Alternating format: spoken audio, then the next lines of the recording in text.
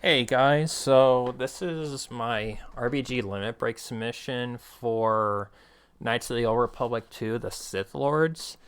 Unfortunately, my copy of the game is currently not working right now, so I'm gonna be doing commentary for my world record video instead until my copy of the game is currently fixed.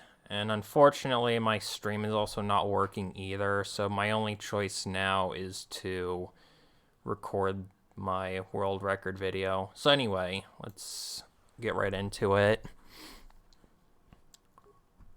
So right away, we create a character with all these stats, and these stats that I'm picking out right now, it's not gonna matter for Telos. I'll explain it a glitch a little bit later on. So the first trick I did there was I did a trick called a hard buffer. And what that allowed me to, basically what that does is I quick save twice and then I manually load the game. And that allows me to skip the cutscene. You'll be seeing this a couple times throughout the run. So the reason we do the prologue here specifically is to get a couple parts that we need for the run, that we need specifically later on for this area, Paragus. So what I did there, I did a trick called AMG, called Anywhere Menu Glitch, and basically what it does is when you hit Alt F4, this menu comes up, confirm, asking you if you want to quit the game, and when you cancel that out during a cutscene, then you can quick save and quick load, which is what we did there, and then we skipped the cutscene, like so. Now you can't hard buffer that cutscene specifically, because if you hard buffer that cutscene, then you'll be stuck in the tank forever. Because the tank, it does have actual collision, and you can't not ever exit. So we're just running down this hallway full of enemies. We do have to kill at least 2 of them in order to gain a level up. And I'm going to be throwing an ion grenade right here.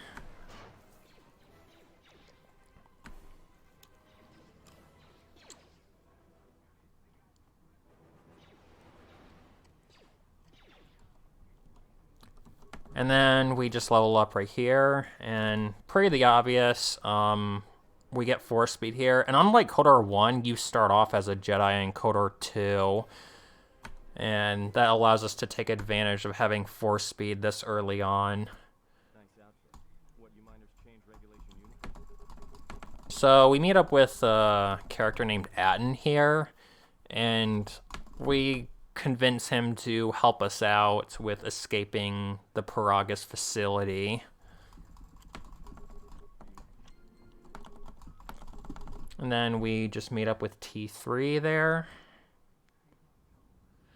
Now, if you hold mouse 1 and mouse 2 here, the game will crash during that little transition part. Why does that happen? KOTOR 2 things. So the main reason we did the prologue before was for this part specifically, was so that you can open that door earlier than you're supposed to. What you're normally supposed to do is you are supposed to go down a very long ramp and then go into the fuel depot and then get the computer parts that way, but that takes way too long. So by doing the prologue, we just skip that part entirely, and it allows us to get inside this area earlier than we're supposed to.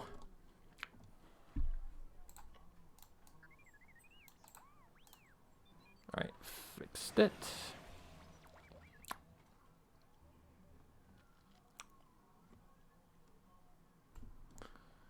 So you can move around a little bit before the cutscene starts. So I gain a little bit of movement there, and then when the cutscene's over, I can immediately move on.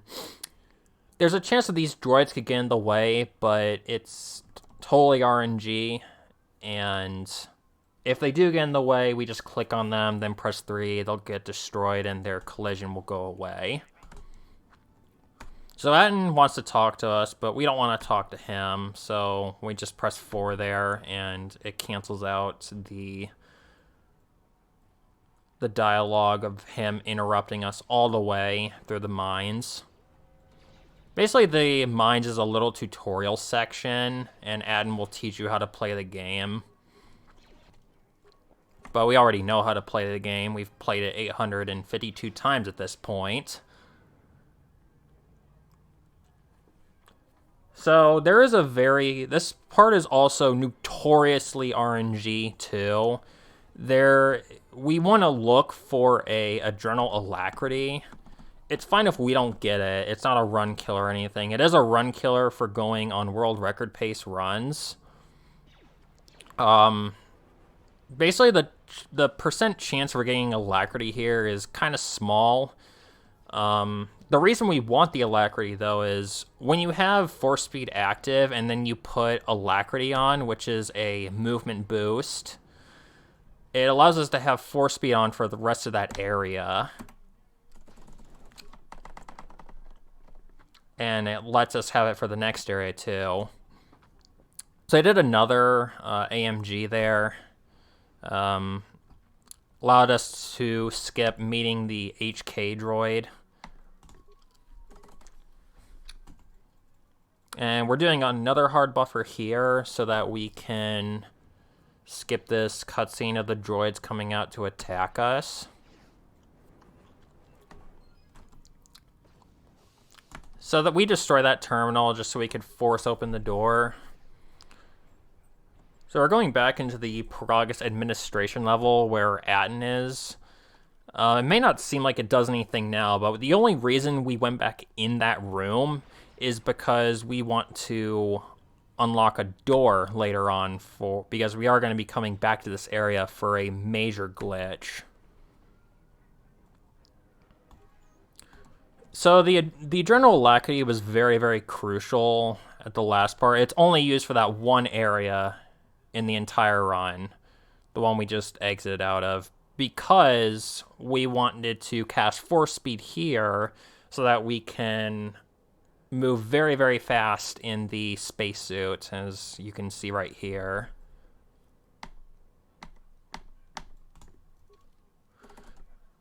That was really close. So I almost missed a hard buffer there.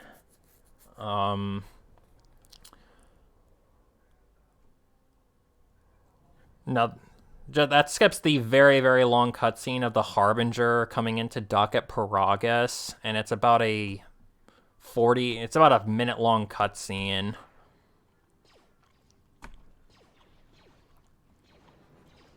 Taking more advantage of force speed here. Now, the force speed is actually very inconsistent. Sometimes you will have enough force speed for this area, sometimes you won't. You'll sometimes have to wait a little bit. And it wastes quite a bit of time when that happens.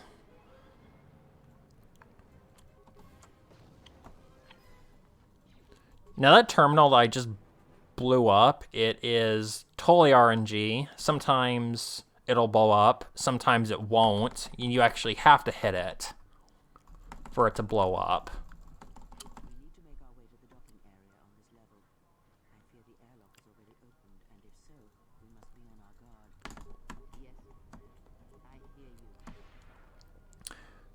So in this game, unlike KOTOR 1 as well, if you cast Force Speed on another party member who also has Force Speed, they both have to be the same level. Very important to note for later on.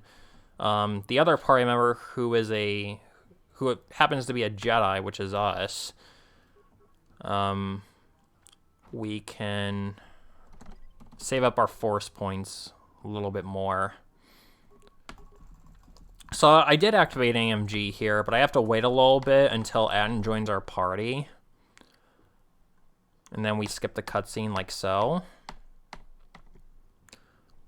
So with these quick saves here, basically what I'm doing there is I am looking to get rid of the fade out much quicker by quick saving a lot.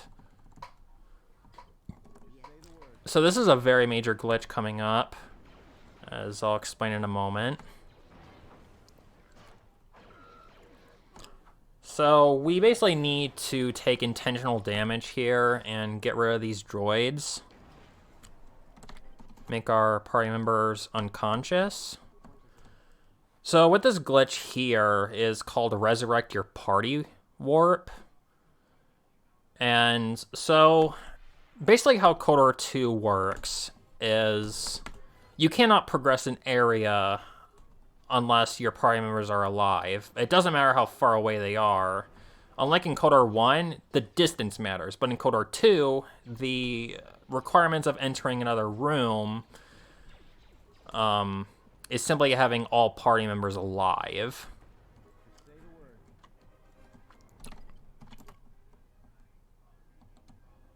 Come on, die. So, with this,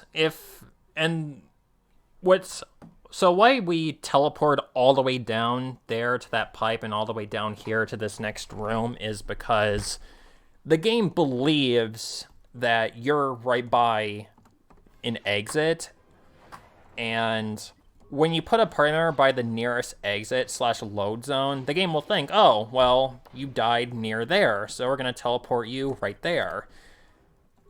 So we trick the game into thinking that we're closer to a loading zone instead of right at the place where we actually died at, or the loading zone where we actually tried to enter. So the game just places us in another loading zone. And because the game thinks that we can skip a lot of progress, we basically skip the entire section of walking through the really large Harbinger section, which saves like over 2 minutes of time.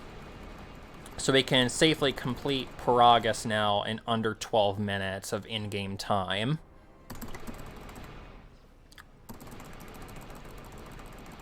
And that glitch was very similar to Gip Warp, called Gather Your Party Warp in KOTOR 1. It basically works the same in this game, but it's only you only need your party members dead. And unfortunately, we can't take advantage of that because a lot of the areas that we progress, they either don't have loading zones that you can try to enter, or they don't have a nearby loading zone, or they don't have any enemies in them that you can't warp to. So most of rip warping is pretty useless. It's only useful on Paragus, as so far what we've come to gather. So we're getting off Paragus now. I played a minigame before. Pretty short minigame. Just get rid of the Sith Swords as fast as possible. So we're going to skip this arrest cutscene. And right upcoming is what I consider the hardest trick in the game. So this trick is basically you have to line up your party members with a couple lines on the wall, and unfortunately it doesn't matter what position you're in. The trick is totally RNG. And luckily here I got it pretty quickly, but other times it could take up to 3 minutes of trying before a party member clips through the wall. It is very, very difficult to pull off, especially in a speedrun setting. And so we use Kreia there to activate a terminal. And basically what this skips, it skips a lot of stuff. It basically skips having us to meet with Chodo Habat, who is right here. Right, thanks, game, for that. And it skips us getting arrested. It skips us having to watch the cutscenes in the under the house arrest apartment. So it saves a bunch of time by clipping through that wall.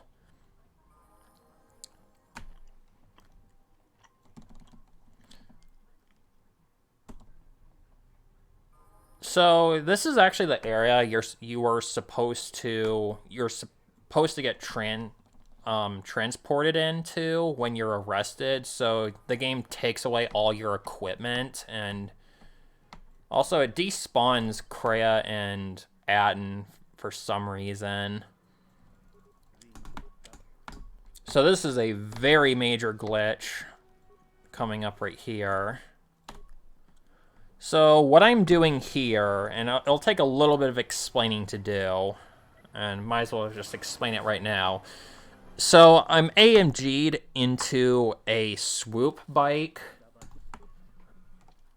module, and for some reason, I'm not the character I was when I'm not the character I started out as when I started a new game.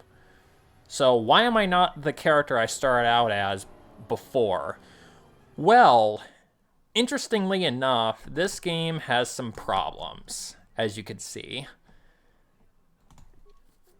So when you load into a swoop module via an AMG, if you quick save and then quick load into a swoop module, and then you exit the game and then load the game next time, the game actually deletes your previous character's files in the game, their previous data.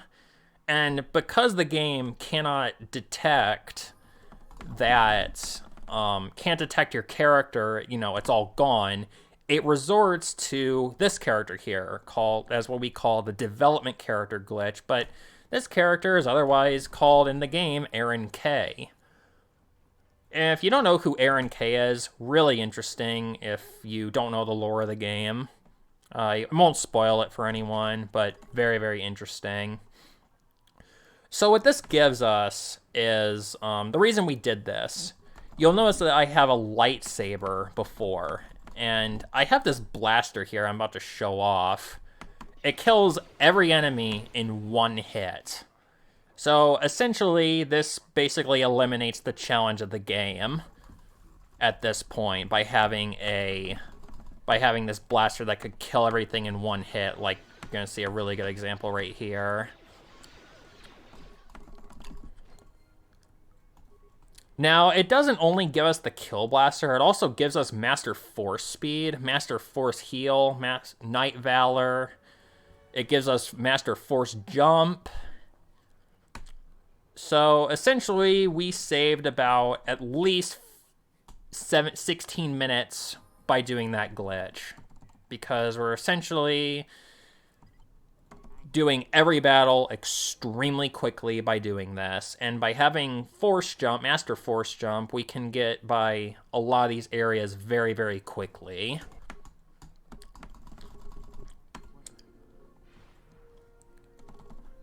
So I have to get some light side points here. And that is for spawning a specific party member later on that requires a certain amount of light side points or dark side points, but the dev character is by default light side. So we want to get to light side points. It's also because light side is also implemented into the route already.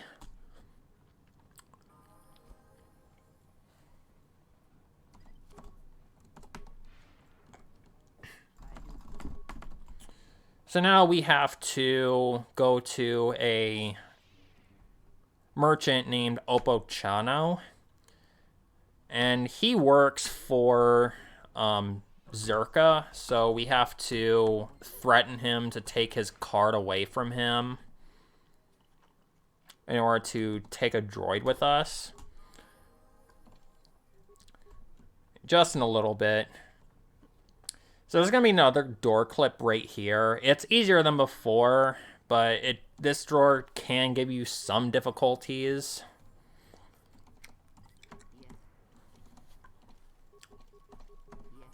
Also kind of, I mean, it is also kind of RNG, but it also is very dependent on your character's position with the door. And unfortunately, my characters were not really quite positioned in the way I wanted them to, but I just kept throwing in and out of the party until he clipped through, and it eventually worked.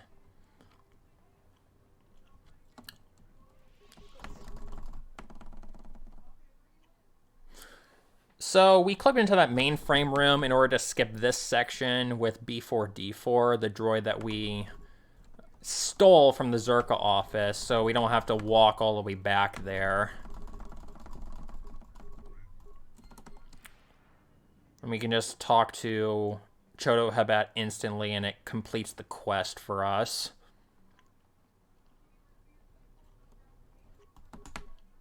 So we're going to transit back to the air module, the spaceport, and then we're going to finally leave Telos.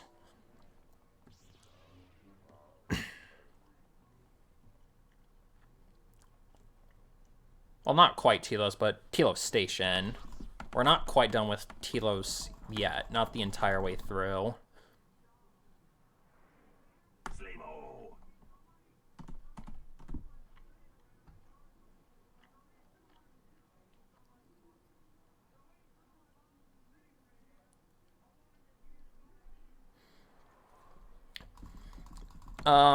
We cannot hard buffer this cutscene either because it won't allow us to get Beodur, which is the Iridonian that we're meeting up now, the name of the species that Beodur is. Because if we don't have Beodur here, the game will soft lock later on. And the soft locking is a bit of a trend for this run. This game does everything to make sure that you pass some certain flag in order to progress the game. So we're going to do a lot of force jumps this area. Some really good use of the lightsaber.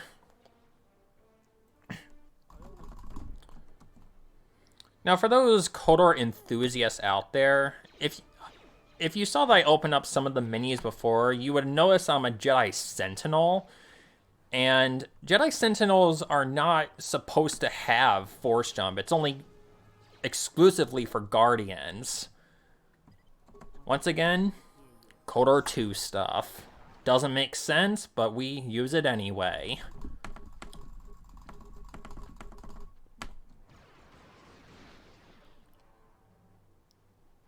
It's just that the dev character came with force jump as part of its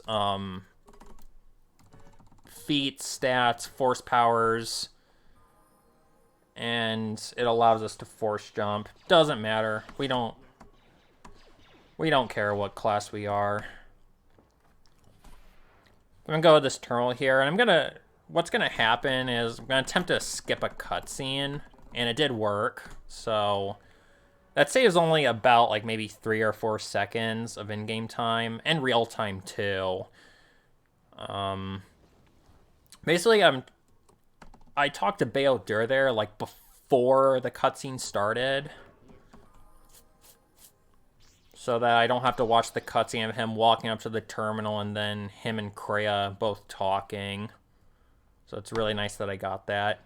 I tried to save teleport over the trigger to that turret, but it didn't work, so... But it's fine. It's not really a big deal.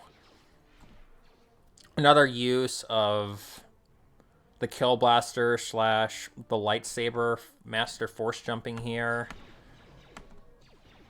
So I do get stunned here. God dang it, dude.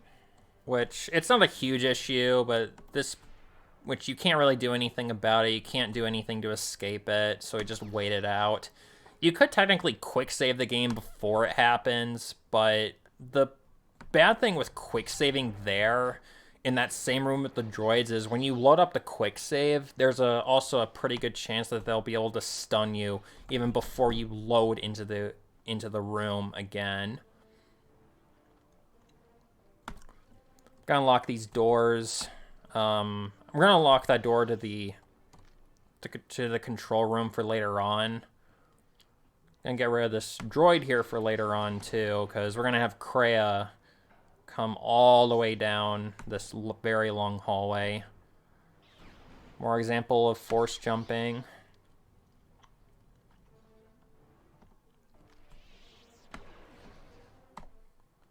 So I did actually make a quick save there, and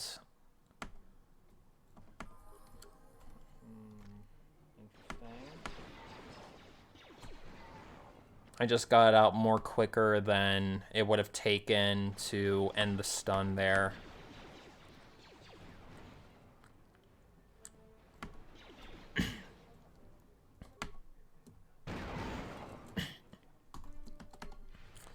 So we're gonna remove Kreia here, and then we're gonna put her back so that she's right next to us when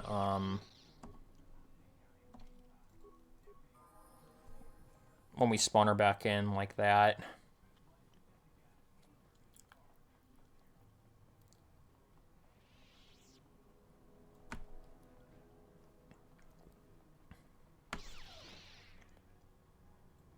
So there's nothing really much more to say about this area. The rest of the things we're going to be doing here is reactivating the generator, getting the launch codes, and then taking off to the Polar Academy.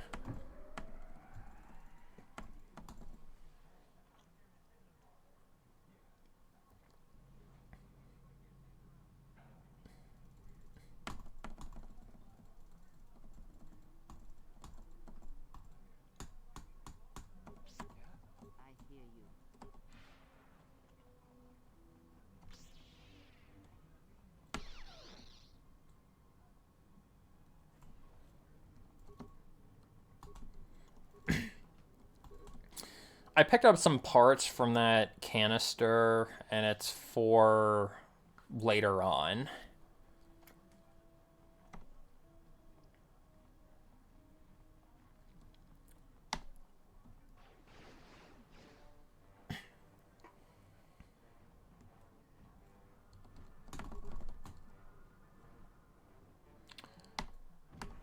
So this is a really difficult fight.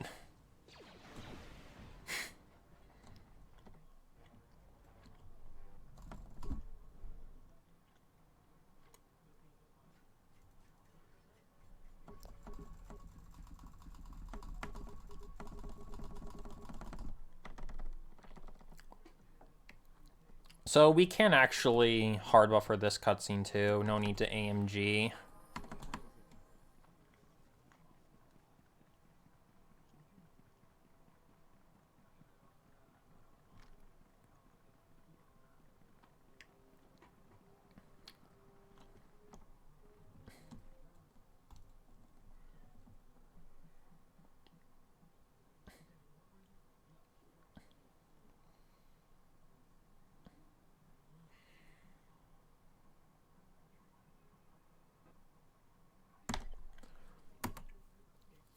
This is a really major skip. AMGing into this cutscene. We do have to wait a little bit until this part of the cutscene.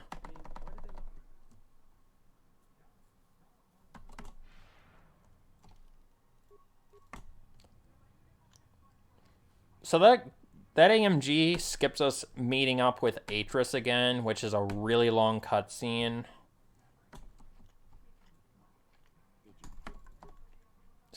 And that saves about 2 minutes. And now we're finally leaving Telos.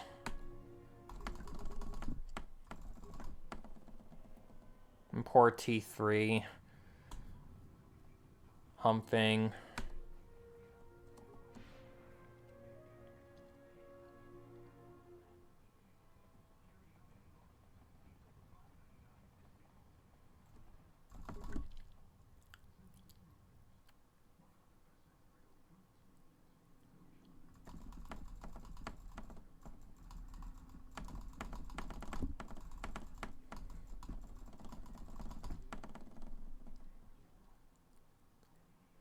Well, now that we're off that Dejaric board of a planet, I say we burn sky until we see light.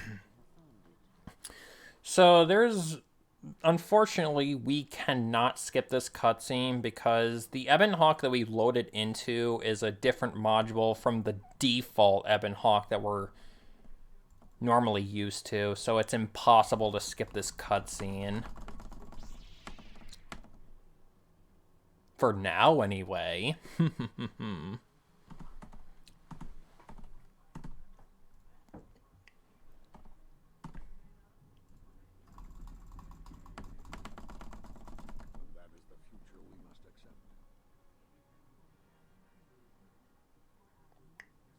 sure like their secrets, don't they?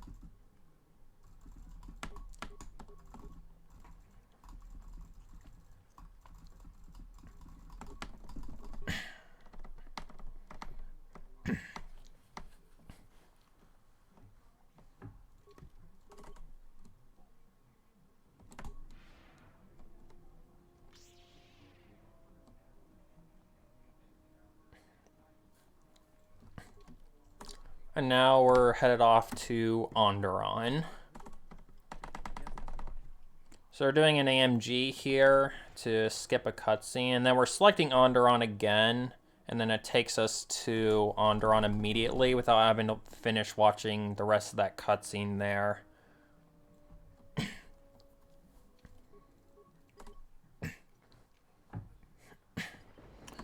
Have to talk to Kreia here, and I'm auto leveling up T3 just to refill his health. Talking to Kreia because we need light side points. And we're almost at the required light side points that we need. We just need at least one more group of light side points. Tried to save teleport over that cutscene, but it didn't work.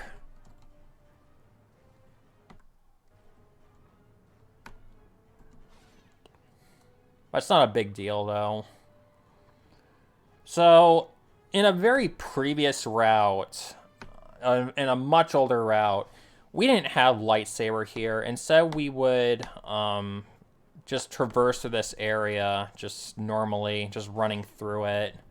So it's pretty much a godsend to have lightsaber here at this part specifically, because there's a lot of really good force jumps that you can make here. I hard buffered cutscene there so I could skip a vision cutscene with these bounty hunters who are about to attack us. It's an annoying time waster, so we just hard buffer it instead.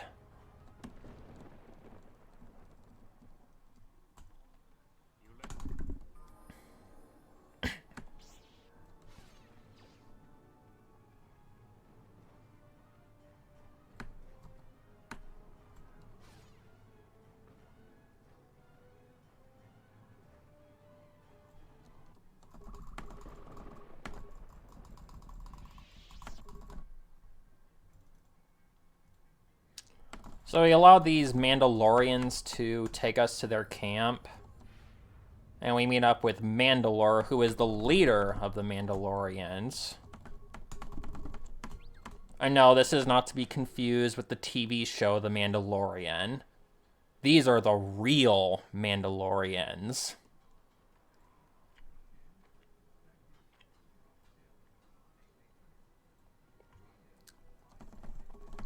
So the parts we picked up earlier was for to fix that wires, and the reason we talked to T3 way back on the Ebon Hawk was to get enough computer spikes to fix that antenna.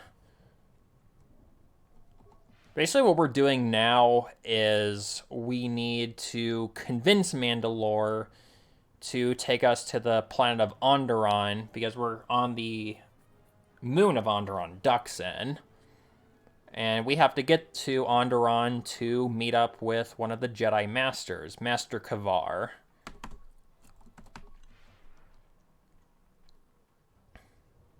That's not necessarily the reason why. I mean, the biggest reason why is I'll explain it a lot more in depth just a little bit later on in about 10 minutes. So we're running out throughout this forest to gather parts for Zuka to fix his machine back at the Mandalorian camp. The good thing for us, though, is the parts are always in the same location. We're going to kill this Canuck here, and he's going to hold one of our parts that we need.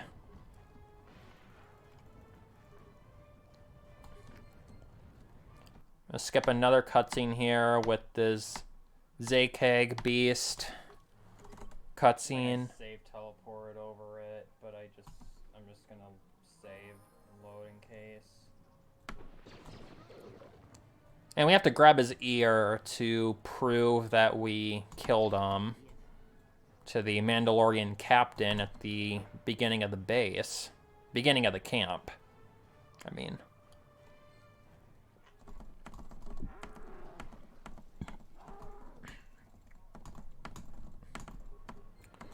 And we just left T3 there, just so we can get back in quicker.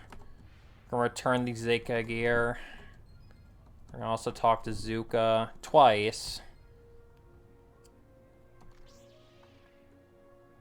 So, you might have saw there that that text sped up really fast. If you play for a certain amount of time, then the text will speed up dramatically. And, like, it's almost instant. It's really nice that we got it there. So, this is also the second RNG part of the run. We have to eliminate all these Sith assassins. And depending how good Kreia does here and how good the main character does here, we can do away with this battle in less than about 40 seconds very optimally, but it's unfortunately not that common. We're just have to eliminate all these Sith assassins and just hope that we don't miss one, or they're not in a really bad spot that we can't shoot them in. Like behind a wall, or behind a camp, or behind a tent, or behind a Mandalorian soldier, like right there. That was a really bad spot. And then we have to wait for the cutscene to end for Mandalore to take us to Onderon. And now we are officially on Onderon.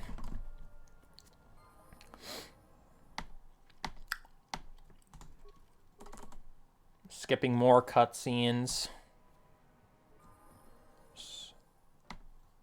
Got kind of lucky there. I saved teleport into the loading zone rather than skipping into the cutscene, which is what you want more.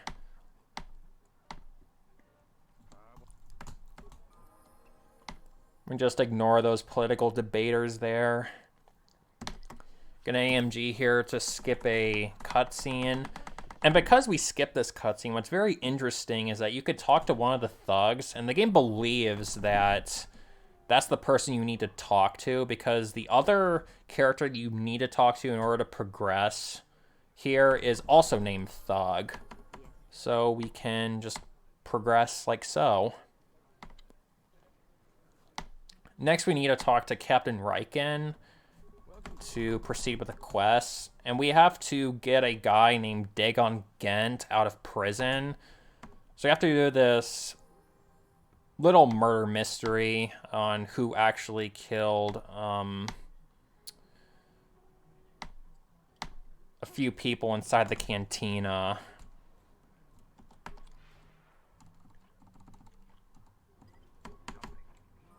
And we have to prove to them that Dagon Gent did not do it. And this requires us running around the cantina and running out, running back in, running out, and getting some evidence. So this is pretty much the break part of the run. You know, where you don't get to do a lot. There's no really big tricks here.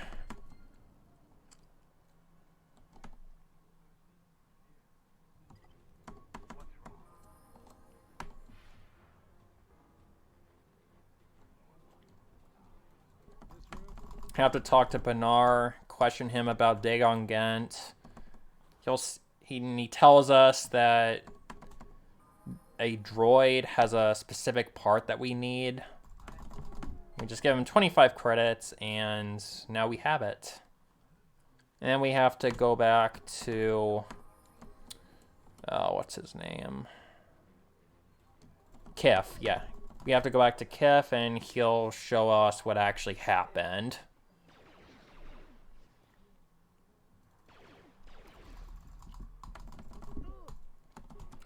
And basically, he plays a hologram showing Dagon Gent did not commit the murder.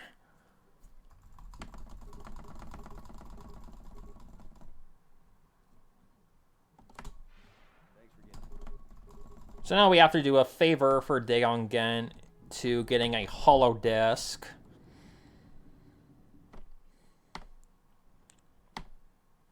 And someone in the cantina has it. So we have to convince her to give it to us. But she doesn't want to do that. Instead, she wants to try to kill us. And if we gave him the holodisc, he will tell us that he can contact Master Kavara, which we came here to do.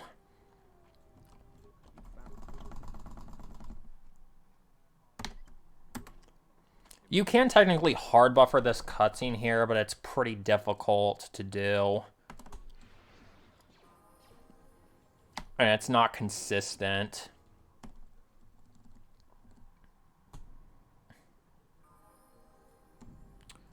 This hard buffer here is also a little bit precise too. And we have to do another one here, and what this is skipping is an ambush. And this prevents us from watching a cutscene, and also prevents the chance of Kreia and Mandalore getting killed, because they have such low health, but we have very high health thanks to us being the development character. So this movement I've been doing throughout Onderon, and what save teleports are, is when you play the game for a long period of time, the memory racks up, and the bigger the memory is, the larger your save teleports will be. And if you hold down mouse 1 and mouse 2, your save teleports will go really long. Like, this is a really good example right here.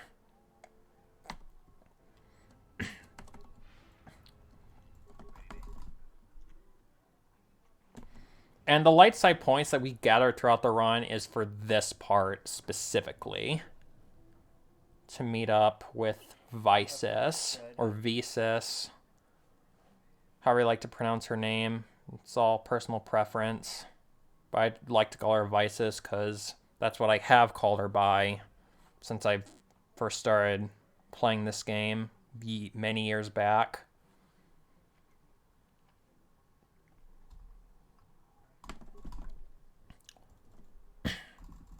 And then she tries to kill us. So I'll actually I'll start explaining when we get to the Jedi Enclave as to why we did all this stuff for Mandalore, for Visis, when we get there, after we clip into the Jedi Enclave.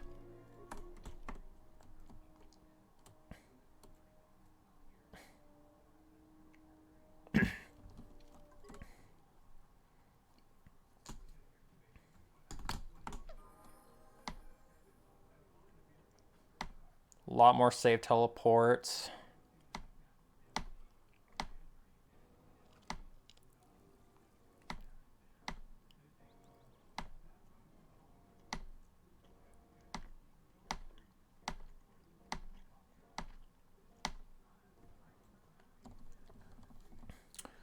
Probably the biggest skip in the entire run coming up right here. So there's these Cath Hounds here. and we don't want to fight them. So what I'm trying to do here is I'm trying to line up with the door to get to avoid having to fight them, and we can clip right into the Jedi Enclave. Oh my god, dude. Very early. So what did this skip? It skipped us having to go to Nar Shaddaa. It skipped us having to go to complete the entire Dantooine. It skipped us having to go to Korriban. And it skipped us completing the second half of Onderon. We didn't necessarily complete Onderon the first time. There's a second part of it. But we're not doing the second half of it. So over and all, this saves about over an hour of the run just to get here. The All Planets World Record is about an hour and 45 minutes, I believe. I don't remember exactly off the top of my head. So this saves a lot of time. Now, y'all are probably wondering, why did I go to Onderon and why did I get Visus when I could have just clipped in here way earlier on?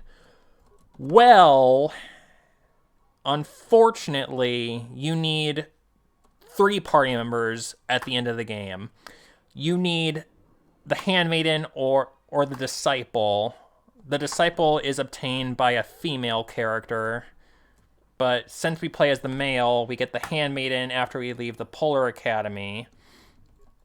You need Visus, which we got back when we first got back on the Ebonhawk. And if we didn't have Visus there, the game would soft lock at that cutscene right there. We need Mandalore because there's a certain scene after this specific cutscene. Not this specific cutscene, but this area. The next area of the game.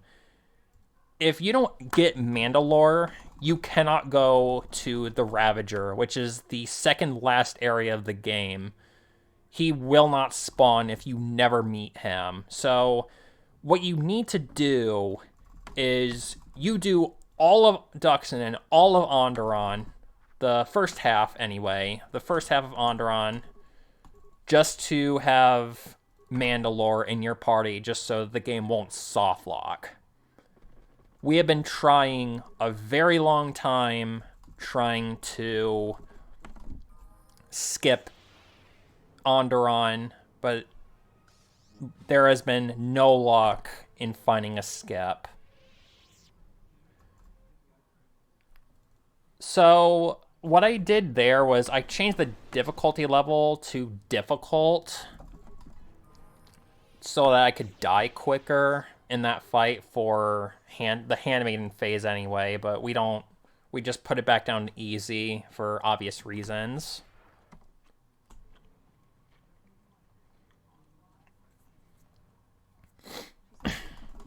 And this fight, also pretty difficult. Not.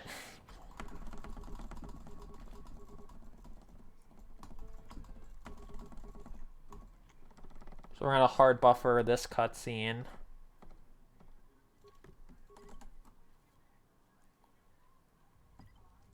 I hear you.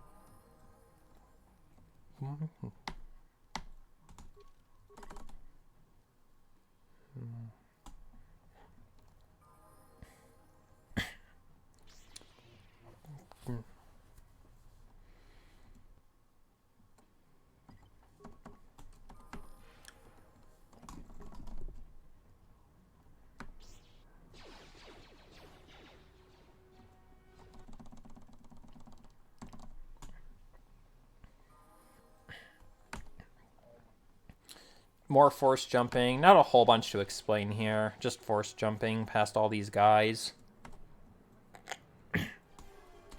Now, when I mentioned before that Mandalore would not spawn, this is the exact moment where the game would soft lock if you did not have Mandalore with you. It's this one area right before the end of the game. It's this part, because past this point, you do not use any more party members. And it just hurts so much that even that's the last part you need party members that you meet up with Mandalore, and the game will not let you progress.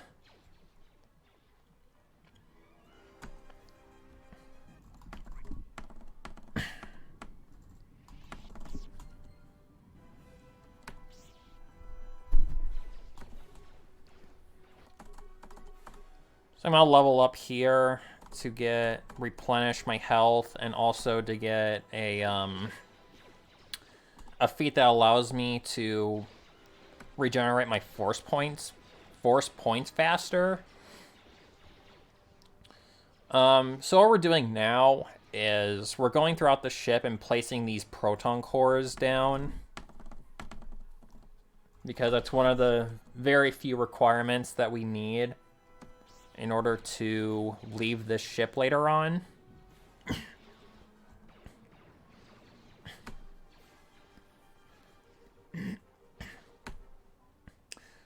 So this is a really really good find here.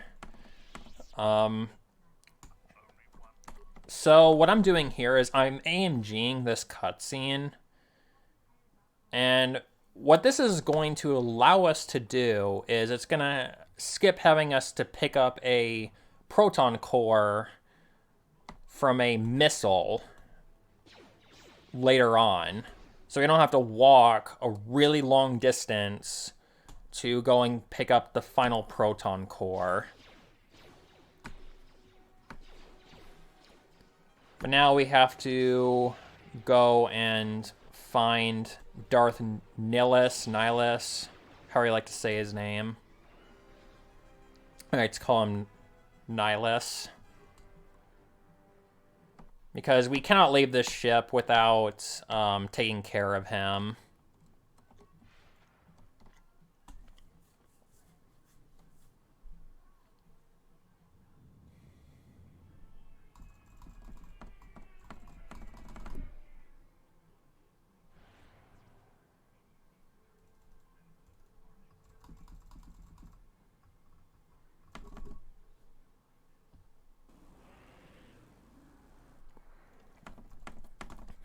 In an older route, this was, in my opinion, my favorite part of the run, because this fight in particular, I think, is one of the most epic fights in the entire Star Wars series. I absolutely love Darth Nihilus for the character that he is. I did a quick save just outside that door there, because unfortunately I found out in a world record pace run of all planets that if you died before you left the room and you didn't save, then if you did not quick save after you left Nihilus's room, you will get stuck in there forever. So it's very important that I quick save the game there. Better know about it. Better know about the soft lock now than later, I suppose.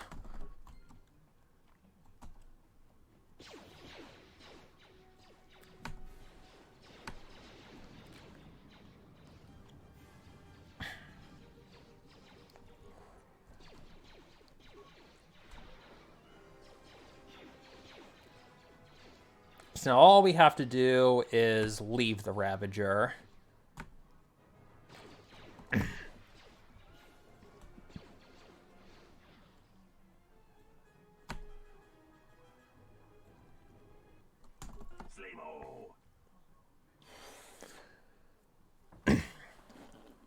This is a cutscene we also cannot skip. Reason being because if you AMG into this cutscene, as some of you know, this is actually the final area where you fight Darth Treya, aka Kreia, but she turned to the dark side.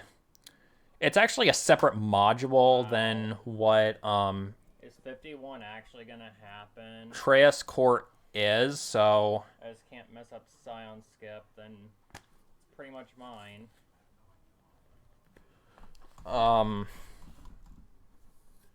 If you load into this module, it'll only be Scion and Darth Treya just standing there. You cannot actually fight them.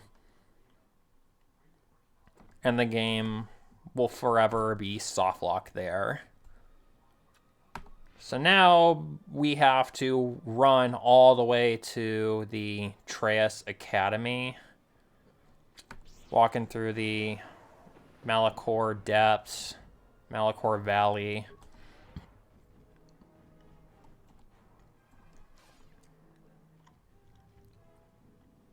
I just quickly jumped the Storm Beast here.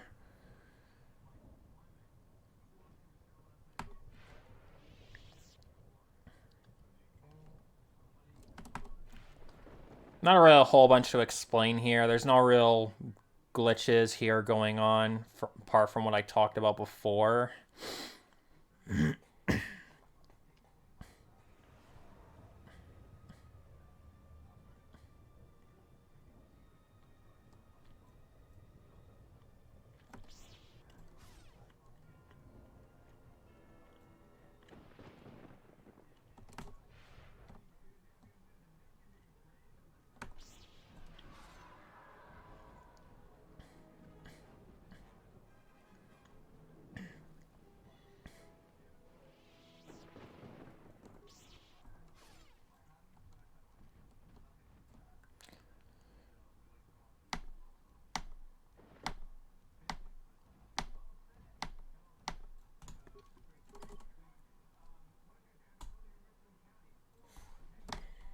God dang it, dude.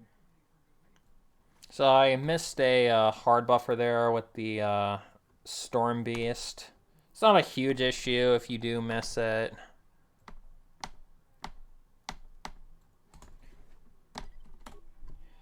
God dang it. Should disappear the next time I load the save. Yeah, okay. It's gone now.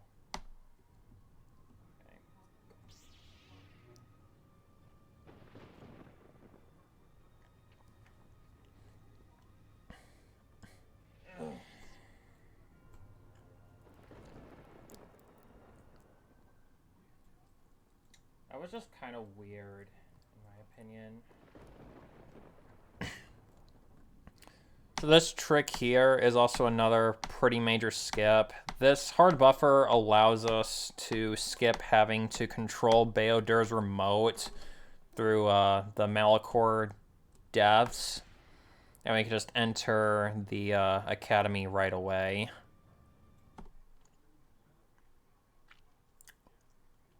This part, in my opinion, is probably one of the most fun moments in the KOTOR 2 speedrun, because you know you're getting to the final part and there's a lot of force jumping and running through all these enemies, and Yes, it's just so Yes. it's just so fun, in my opinion. To all these dodges, and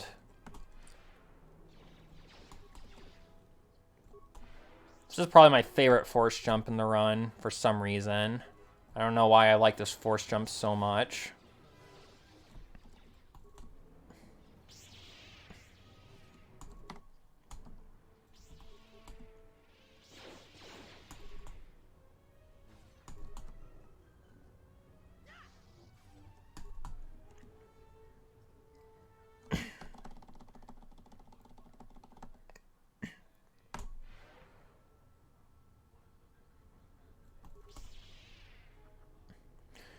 So this trick here is kind of tricky. It's called Scion Skip. And basically what's happening here is there's a very large square in front of Darth Scion, and when you step into that trigger, it locks the door and it triggers Darth Scion. But if you teleport over it and you go to the door, you can go directly to the final boss. Real hard part. And that's it. Yes. And that is KOTOR 2 any %. I'd like to thank Lane DeBello for finding some of these glitches, for finding some of these tricks. Sheet Metal for finding the development character glitch. Also, Glasnock and Indy for routing for this game. Thank you all so much for working on this incredible game and this incredible speed run. And to RPG Limit Break's Games Committee, I hope that if you are watching this part, then hope you can give Nice Republic 2 a chance at RPG Limit Break. Thanks for watching, guys.